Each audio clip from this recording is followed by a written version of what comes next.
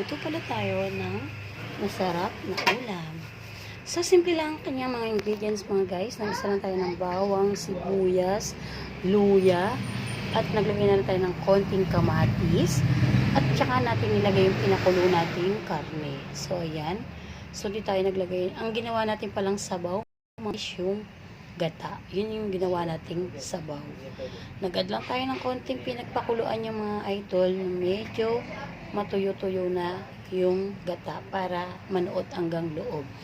So, ito na pala ang kanyang final luto na mga idol.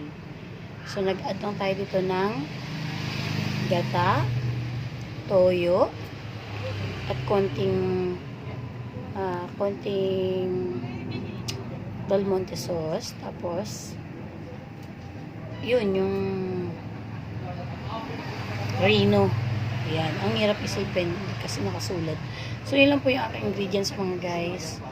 Yun lang po ang aking sangkap sa aking mga niluto. Ayan. Simple lang pero masarap na. Pero matatawag ko tong, para sa akin, ang tawag ko dito, kaldereta. Ayan. Special na buto. Naiba lang yung kanyang, bilang kanyang mga ginamit ko. Simple lang, pero masarap na. So, bye mga guys. Kain na tayo. Thank you so much.